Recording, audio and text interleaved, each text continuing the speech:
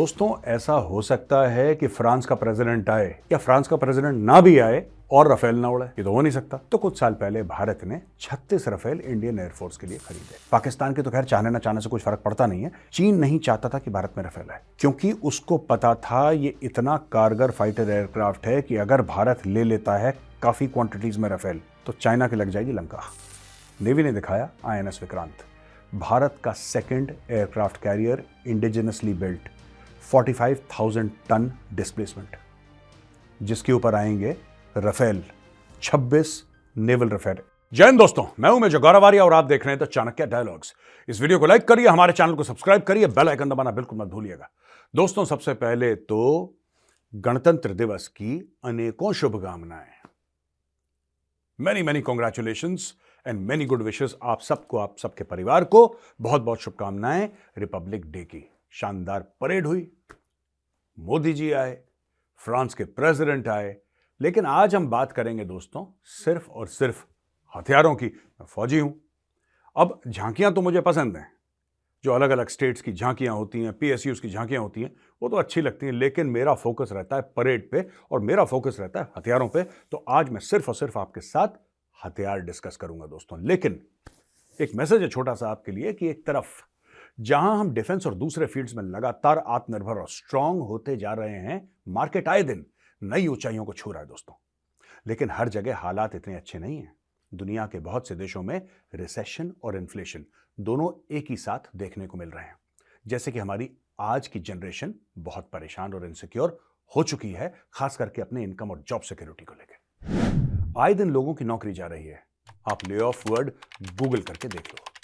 खुद गूगल में रिसेंटली मैंने ऑब्जर्व किया है कि मास ले ऑफ हुआ है। कारण क्या है? Artificial intelligence. इसका मतलब क्या है? अगर आपके पास AI की रेलिवेंट स्किल्स नहीं हैं तो मार्केट आपके लिए बहुत ही टफ और चैलेंजिंग है and you are out of the game. आज के दौर में जो अपडेटेड और करंट ट्रेंड से स्किल्ड है, बस उनके लिए अपॉर्चुनिटी है। टेक वाले तो मेरी बात समझ गए, लेकिन अगर आप नॉन टेक से हैं तो आप भी सेफ नहीं हो, चाहे आप सेल्स, मार्केटिंग, HR, ऑपरेशन या फिर एंटरप्रेन्योर हो या फ्रीलांसर हो या कोई भी फील्ड के क्यों ना हो, आपको सर्वाइवल के लिए अब खुद को अपग्रेड करना होगा, स्पेशली इन AI। और मैं अपने इंडियन व्यूअर्स का हमेशा बहुत ही शुक्रगुजार रहता हूं। तो आप सबके लिए इस रिपब्लिक डे आपकी हेल्प करने के लिए 3 आवर्स का स्पेशल चैट GPT और AI वर्कशॉप ऑर्गेनाइज किया है, जिसमें आप चाहे किसी भी प्रोफेशन से हो, आप इस वर्कशॉप के बाद इसकी अलग अलग स्किल्स की मदद से अपने करियर को ना ही केवल सिक्योर बल्कि बूस्ट कर सकते हैं और हाई पेइंग बना सकते हैं। वैसे ये वर्कशॉप पेड होती है, लेकिन सबसे इंटरेस्टिंग पार्ट ये है कि ये वर्कशॉप फर्स्ट 1000 लोगों के लिए कंप्लीटली फ्री है। ये वर्कशॉप सबके लिए है। लेट अस सपोज अपने प्रोफेशन AI यूज करके कैसे ग्रो करना है वो सीख सकते हैं। अगर आप कंटेंट क्रिएटर हैं तो कैसे within a minute content planning करनी है। आपको पर्सनल ब्रांडिंग बूस्ट करना है, you will learn with AI। Presentation and excel skills को इंप्रूव करना है तो वो भी आप इस वर्कशॉप से सीख सकते हैं। Even for that matter data science भी आप किसी ज्यादा टेक नॉलेज के बिना सीख सकते हैं। मतलब कि आप किसी भी प्रोफेशन से हो, आपको चैट GPT और AI कैसे यूज करनी है और खुद को स्मार्टली अपग्रेड करना है, ये आप सीख सकते हैं। वैसे ये वर्कशॉप पेड होती है, लेकिन सबसे इंटरेस्टिंग पार्ट ये है कि ये वर्कशॉप फर्स्ट 1000 लोगों के लिए कंप्लीटली फ्री है। ऑलरेडी 8 लाख से ज्यादा लोग ये वर्कशॉप अटेंड करके अपने करियर में अमेजिंगली ग्रो कर रहे हैं। इनफैक्ट मैं खुद भी इस वर्कशॉप से इंप्रेस्ड हूं। तो देर किस बात की दोस्तों, लिंक नीचे डिस्क्रिप्शन में है और सिर्फ पहले 1000 लोगों के लिए बिल्कुल मुफ्त है। जल्दी अपना फ्री स्लॉट बुक कराइए। इस रिपब्लिक डे अपने करियर को फाइनेंशियली स्ट्रांग करने के लिए वर्कशॉप अटेंड जरूर करें। चलिए अब आगे बढ़ते हैं दोस्तों। सबसे पहला जो सिस्टम मैं आपके सामने डिस्कस करूंगा, जो वेपन प्लेटफॉर्म है, उसका नाम है नाग। ये एक एंटी टैंक मिसाइल है। आपने अग्नि का नाम सुना है, पृथ्वी, त्रिशूल, आकाश और 5वां नाग। नाग जैसा मैंने बताया एंटी टैंक मिसाइल है। 1983 में इसका डेवलपमेंट शुरू हुआ। 5 किलोमीटर से ज्यादा ये मारक क्षमता इसकी है, यानी कि even after 5 kilometre it can hit. पहली बात। दूसरी चीज, नाग जो है वो हेलीकॉप्टर में भी माउंट होकर हंट कर सकता है टैंक्स को। नाग को BMP के आप ऊपर माउंट कर सकते हैं। नाग को आप अलग से भी इस्तेमाल कर सकते हैं टैंक को डिस्ट्रॉय करने के लिए। अच्छा, टैंक को डिस्ट्रॉय करना दोस्तों क्यों जरूरी है? टैंक को नष्ट करना क्यों जरूरी है? क्योंकि टैंक के ऊपर छोटे मोटे हथियार कामयाब नहीं है। इतना मोटा उसके ऊपर तो आर्मर लगा रहता है, कई जगह रिएक्टिव आर्मर है, कई जगह अलग अलग किस्म के आर्मर हैं। तो ऐसा नहीं है कि आपने टैंक को बुलेट मारी और वो टैंक को छेद दे। खासतौर से जो टैंक का हल है वो तो खासी मोटा होता है, रीइंफोर्स स्टील का, रिएक्टिव आर्मर का, दुनिया भर का तामझाम। यानी कि टैंक को नष्ट करना बड़ा मुश्किल है। टैंक के इस्तेमाल क्या हैं ये मैं आपको बता देता हूं। सिर्फ एक टैंक कहते हैं कि टैंक की काट होती है। वैसे तो एंटी टैंक मिसाइल्स भी टैंक की काट है। आजकल हमने देखा ड्रोन भी टैंक की काट है। ऐसी बात नहीं है कि सिर्फ टैंक होता है, लेकिन ट्रेडिशनल नॉलेज यही कहती है कि टैंक और टैंक आपस में लड़ते हैं। पहली चीज, टैंक कहां कामयाब हैं? फ्लैट टेरेन पे। लेकिन यह भी सच है कि आज की तारीख में टैंकों को फिबुआ के लिए, फिबुआ यानी कि fighting in built up areas में भी टैंक का इस्तेमाल होता है। तो वहां पे नाग मिसाइल बड़ा कारगर हथियार है। नाग को आपने एम करा, नाग को शूट करा, नाग अपना टारगेट ढूंढ के टैंक को बर्बाद करने की क्षमता रखता है। जेवलिन मिसाइल्स हैं और स्पाइक मिसाइल है इजराइल की। ये सब जो बड़ी बड़ी मिसाइल्स हैं दुनिया की, उसके कंपैरेटिव है नाग, उससे कम नहीं है। और लोग कहते हैं साहब कि कितने हाई टेम्परेचर पे आपकी मिसाइल मार सकती है। जब एम्बिएंट टेम्परेचर आपका हाई हो, उससे हम मिसाइल को ग्रेड करेंगे। हजारों ग्रेडिंग के पैरामीटर्स हैं, उसमें टेम्परेचर भी एक होता है। नाग किसी भी टेम्परेचर में टारगेट को ठोक सकती है दोस्तों। दूसरा प्लेटफॉर्म जो आज मैं डिस्कस करूंगा आपके साथ वो है नमिका। नमिका क्या है? नाग को जब आप एक प्लेटफॉर्म पे डालें, या प्लेटफॉर्म क्या है दोस्तों? ये बीएमपी है। और बीएमपी क्या है? बीएमपी एक ट्रूप कैरिंग आर्मर्ड व्हीकल है। आप इसको छोटा टैंक कह लीजिए। छोटा टैंक एक गलत परिभाषा है, लेकिन आपको समझाने के लिए मैं जानबूझ के छोटा टैंक कह रहा हूं। अगर टैंक में कैनन 105 की होती है, इसमें कैनन छोटी रहती है। इसमें आर्मर इतना नहीं होता। जैसे टैंक का वेट आप लगा लीजिए 40 ton, 45 ton, 50 ton, even 60 ton. Arjun tank fully loaded is more than 60 ton. लेकिन जो बीएमपी है 14, 14.5, 15 टन में बीएमपी आ जाता है। इस बीएमपी के ऊपर नमिका प्लेटफॉर्म में आप 6 नाग मिसाइल लगाएंगे। 6 नाग मिसाइल आपने लगाई तो 6 आपकी फिट हैं लॉन्चर पे और 6 आपकी पीछे लगी हैं। यानी कि 12 शॉट्स एक साथ में वो फायर कर सकता है। 12 मिसाइल एक साथ नमिका फायर कर सकती है। और 40 से लेकर 50 से लेकर 60 किलोमीटर प्रति घंटे ओपन टेरेन में। क्रॉस कंट्री 15 से 20 किलोमीटर प्रति घंटा। पानी में राउंड 7 किलोमीटर प्रति घंटा। अब ये देखिए, आइडियल कंडीशंस की बात होती है, ऊपर नीचे भी हो सकता है। तो क्या मैं आपको बिल्कुल एक्यूरेटली बता रहा हूं? शायद नहीं, क्योंकि लड़ाई में ऐसा नहीं होता है। सामने कुछ ऑब्स्टिकल आ जाए, सामने कुछ भी आ जाए तो स्पीड बदल जाती है। लेकिन आपको एक अनुमान से आपको बता रहा हूं। तो दोस्तों ये ऐसी चीज है कि बीएमपी भी टैंक के खिलाफ लड़ सकता है। कैसे? नाग मिसाइल इस्तेमाल करके। यानी कि एक बीएमपी के प्लेटफॉर्म पे आपने नाग मिसाइल डाली, वो बन गई नामिका। और नामिका फिर टैंक हंटर के तौर पे काम करती है। पानी के अंदर, दलदल के अंदर, जमीन के अंदर, वो रेतीला इलाका हो, वो हिली टेरेन हो, जहां पे भी टैंक होगा, नमिका उसको ढूंढ लेगी और उसको बर्बाद कर देगी। तीसरा प्लेटफॉर्म जो रिपब्लिक डे परेड में शोकेस करा गया दोस्तों, वो है पिनाका। नाम तो आपने सुना होगा, पिनाक यानी कि शिव जी का धनुष, उसके नाम पे रखा गया। पिनाक का 214 इसका कैलिबर है। 300 की बात चल रही है। कहा जाता है कि 44 सेकंड में 12 रॉकेट फायर करता है पिनाका। और दोस्तों पिनाका की क्या खासियत है कि एक बार पिनाका के रॉकेट चले गए तो 800 बाय 800 मीटर का एरिया, अगर ज्यादा लॉन्च करें तो 1 किलोमीटर 1 किलोमीटर, लेकिन 800 बाय 800 मीटर मिनिमम वो एरिया कहते हैं पिनाका राख कर देता है। जहां पे पिनाका के रॉकेट्स गिरते हैं वो एरिया खत्म। अब पिनाका भारत दूसरे देशों को भी बेच रहा है। भारत कह रहा है आप लीजिए हमसे। तो भारत और देशों को, साउथ अमेरिका में देश हैं जो कि इंटरेस्टेड हैं, अफ्रीका में देश हैं जो कि इंटरेस्टेड हैं। तो भारत दुनिया भर के देशों को बोल रहा है कि ये हमारा वेपन प्लेटफॉर्म है पिनाका, ये अचूक है।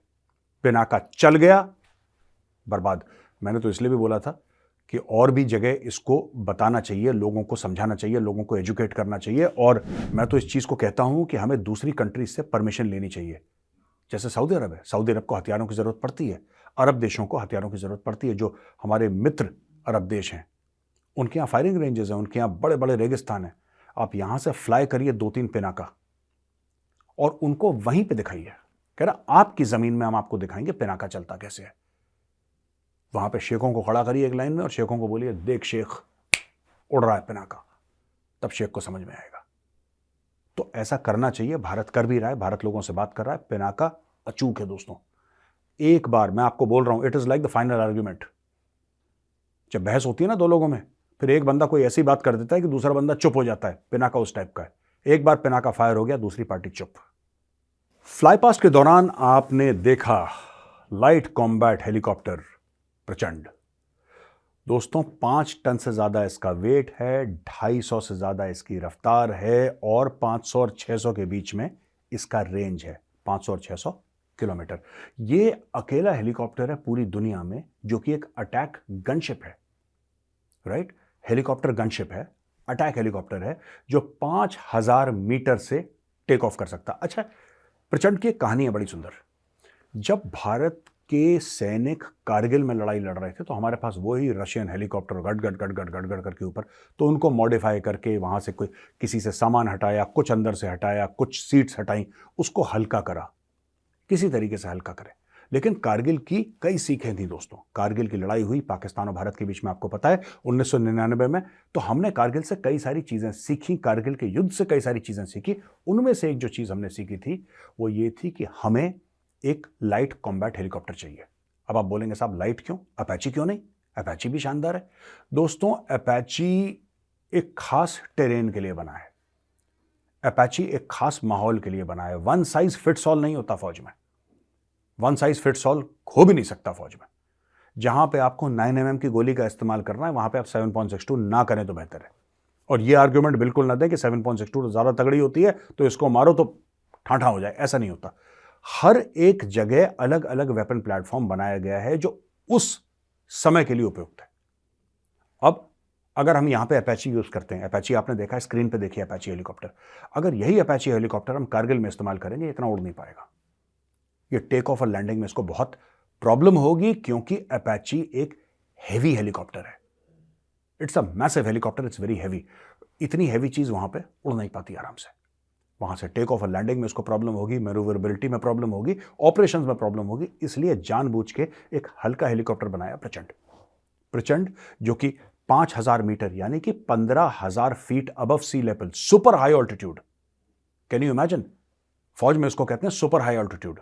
9000 पे हाई ऑल्टीट्यूड हो जाता है, ये सुपर हाई ऑल्टीट्यूड है। सुपर हाई ऑल्टीट्यूड से ये टक करके टेक ऑफ करेगा, अपना मिशन करेगा पूरा, दुश्मन को बर्बाद करेगा और वापस एयरबेस आ जाएगा। ये है प्रचंड। अगला जो हेलीकॉप्टर आपने देखा वो था ALH ध्रुव। दोस्तों भाई 5.5 टन तकरीबन का, जिसको हमने बोलीविया, जिसको हमने नेपाल, जिसको हमने और देशों में भी एक्सपोर्ट करा है। ये ट्रांसपोर्ट के भी काम आता है और पर्सनल की मूवमेंट के भी काम आता है। आपको पता है पहले चेतक और चीता आपने देखा, तो ऐसे वो स्लेज नीचे लगे रहते थे, वो चीता था छोटा सा फुदक्का टाइप का चीता। वो टेक्नोलॉजी 60 साल पुरानी हो चुकी है और 60 साल की टेक्नोलॉजी को वही पॉलिश करके और ऑयलिंग शॉइलिंग करके अपने ज़माने का अच्छा हेलीकॉप्टर था चीता, अपने ज़माने का अच्छा हेलीकॉप्टर था चेतक। लेकिन नए ज़माने के लिए भारतीय हेलीकॉप्टर आपको चाहिए जो लेटेस्ट 21st सेंचुरी हेलीकॉप्टर्स हों, जिसमें लेटेस्ट एवियोनिक्स हो, लेटेस्ट वेपन सिस्टम्स हो और भारत में बना हो। ये डिज़ाइन करा है हिंदुस्तान एरोनॉटिक्स लिमिटेड ने दोस्तों, और इसका नाम है ALH ध्रुव। दोस्तों ऐसा हो सकता है कि फ्रांस का प्रेसिडेंट आए या फ्रांस का प्रेसिडेंट ना भी आए और रफेल ना उड़े, ये तो हो नहीं सकता। तो कुछ साल पहले भारत ने 36 रफेल इंडियन एयरफोर्स के लिए खरीदे। दोस्तों मैं बता दूं इसके पीछे कंट्रोवर्सी हुई, बड़ी कंट्रोवर्सी हुई। लोगों ने यहां तक बोला कि चौकीदार चोर है। कहने की बात यह है कि प्रधानमंत्री नरेंद्र मोदी ने या उनकी सरकार ने इसमें शायद कुछ, ऐसा ऑपोजिशन का कहना है कि शायद कुछ घपला उपला करा हो। बाद में सुप्रीम कोर्ट ने बोला कि नहीं, क्लीन डील थी, गवर्नमेंट टू गवर्नमेंट डील है, इसमें घपले की क्या बात है, इसमें कोई बिचौलिया तो है नहीं, ये तो clean government to government deal है।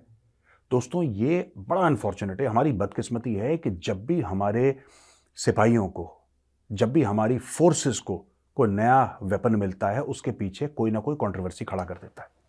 और ये कंट्रोवर्सी कौन खड़ी करते हैं मैं आपको बताता हूं। क्या आपको लगता है ये कंट्रोवर्सी हमारी ऑपोजिशन पार्टीज खड़ी करते हैं? नहीं, वो तो सिर्फ आग में घी डालते हैं, लेकिन आग जलाता कौन है? जिसको कॉन्ट्रैक्ट नहीं मिलता वो आग जलाता है। मैं आपको आज बता रहा हूं, ये फैक्ट है। जिसको नहीं मिला रफेल, ऑब्वियसली दो तीन और लोग होंगे जो कि कंसिडरेशन में होंगे। फिर एयरफोर्स को लगा कि राफेल बेस्ट है, best value for money, best in operations, best in flight, best in weapon systems, best in electronics, सब कुछ रडार शडार सब एयरफोर्स ने देखा। फिर एयरफोर्स ने बोला चलो राफेल लेते हैं। पॉलिटिकल कंसिडरेशन भी हो सकते हैं, लेकिन पॉलिटिकल कंसिडरेशंस जियोपॉलिटिकल कंसिडरेशंस होते हैं कि आप अमेरिका पर रिलाई नहीं कर सकते इतना, फ्रांस आपका मजबूत पार्टनर है। यह हो सकती है बात, और होनी भी चाहिए ये बात। तो दोस्तों क्या होता है, लोगों ने कंट्रोवर्सी खड़ी कर दी, लेकिन मैं आपको बात बताऊं, कंट्रोवर्सी के पीछे चीन का भी हाथ था। चीन नहीं चाहता था कि भारत के पास राफेल आए। पाकिस्तान के तो खैर चाहने ना चाहने से कुछ फर्क पड़ता नहीं है। चीन नहीं चाहता था कि भारत में राफेल आए, क्योंकि उसको पता था ये इतना कारगर फाइटर एयरक्राफ्ट है कि अगर भारत ले लेता है काफी क्वांटिटीज में राफेल, तो चाइना की लग जाएगी लंका।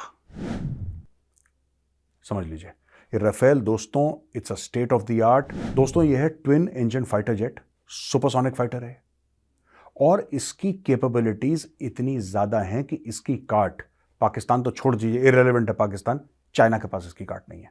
और चाइना बड़ा अपना हमारे पास ये है, हमारे पास वो है, ये चाइनीज वेपन सिस्टम्स कभी टेस्ट नहीं हुए वर्ल्ड में, ना कोई चलाता चाइनीज के अलावा।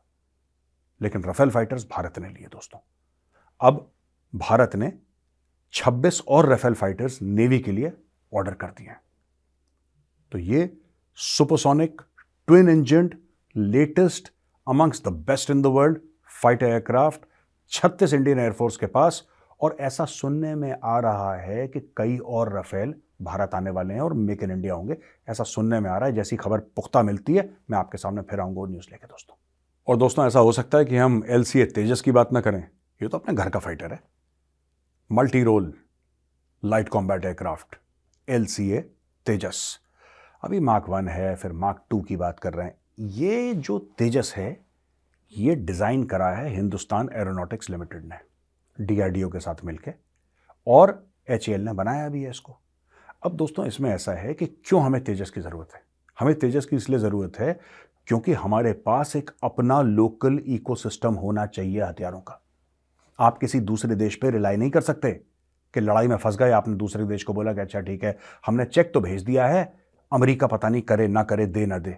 नहीं, आपको ठीक है हमने राफेल लिया, हमें इमरजेंसी थी, हम और राफेल लेंगे क्योंकि हमारी इमरजेंसी अभी भी है। लेकिन लॉन्ग टर्म की अगर बात करें तो भारतीय एयरफोर्स में तेजस होंगे दोस्तों। ये लाइट कॉम्बैट एयरक्राफ्ट है, मल्टी रोल कॉम्बैट एयरक्राफ्ट है, सुपरसोनिक है, सिंगल इंजन, अमेजिंग। और जिन पायलट्स ने इसको चलाया एयरक्राफ्ट को, मेरी 1-2 पायलट से बात हुई थी, दे से it is an exceptional aircraft, और कहते हैं for a single engine aircraft it is exceptional. मजा आ गया दोस्तों। एक फौजी होने के नाते मैं आपको बताता हूं कि हमारी मजाक चलती रहती है आर्मी, नेवी और एयरफोर्स में। It is always friendly banter, जैसे दोस्त आपस में एक दूसरे की टांग खींचते हैं, दूसरे की मजाक करते हैं, और छेड़खानी होती है प्यार मोहब्बत में, वो चलती रहती है। तो हमने जैसे आर्मी ने ये दिखाया, एयरफोर्स ने ये दिखाया, नेवी ने भी कई सारी चीज़ें दिखाई, जैसे अपने डिस्ट्रॉयर्स दिखाए नेवी ने, अपने सर्विलेंस एयरक्राफ्ट दिखाए, अपने ड्रोन्स दिखाए, अपने दुनिया भर की चीज़ें नेवी ने दिखाई। लेकिन नेवी ने एक चीज़ कर दी और उसका आर्ग्यूमेंट किसी के पास नहीं है दोस्तों। नेवी ने दिखाया INS विक्रांत, भारत का second aircraft carrier, indigenously built, 45,000 ton displacement, जिसके ऊपर आएंगे Rafale 26 naval Rafale, M version कहते हैं, राफेल M यानी कि मरीन, ये नेवी वाले 26 राफेल इसके ऊपर आएंगे। ऑर्डर की बात जा चुकी है दोस्तों। ऐसा है कि भारत तीसरा एयरक्राफ्ट कैरियर बनाने की कोशिश कर रहा है, उसका ओके हो गया है। तो 5-6 साल के अंदर आप तीसरा एयरक्राफ्ट कैरियर भी देख लेंगे। तो दोस्तों ये था पूरा रिपब्लिक डे में जो हुआ, काफ़ी कुछ हुआ है दोस्तों। मैं ये नहीं कहूँगा कि सिर्फ ये बातें हुई हैं, काफ़ी कुछ चीज़ें हुई हैं, काफ़ी कुछ दिखाया गया। मैंने बोला कि आपको बीइंग अ फौजी 8-10 वेपन सिस्टम्स के बारे में बताता हूँ जो मुझे बहुत एक्साइट करते हैं। आपको कैसे लगे बताइए कमेंट्स में। क्या आप और वीडियोज़ देखना चाहेंगे जिसमें मैं एक हथियार को लूँ, सिर्फ एक हथियार को, जैसे फॉर एग्जाम्पल उदाहरण के लिए मैं AK-47 की बात करूँ, और मैं AK-47 का 15 मिनट का वीडियो बताऊं जिसमें मैं सब कुछ बता दूं आपको AK-47 के बारे में। क्या आप ऐसा वीडियो पसंद करेंगे? अगर पसंद करेंगे तो लिखिए कमेंट्स में, मैं पूरी कोशिश करूंगा ऐसा वीडियो आपके लिए बनाने की। तो दोस्तों देर किस बात की, डिस्क्रिप्शन बॉक्स में लिंक है, जाइए लिंक को क्लिक करिए और AI की जर्नी की करिए अपनी शुरुआत। इस वीडियो को लाइक करिए, हमारे चैनल को सब्सक्राइब करिए, बेल आइकन दबाना बिल्कुल मत भूलिएगा दोस्तों। जय हिंद, वंदे मातरम, भारत माता की जय।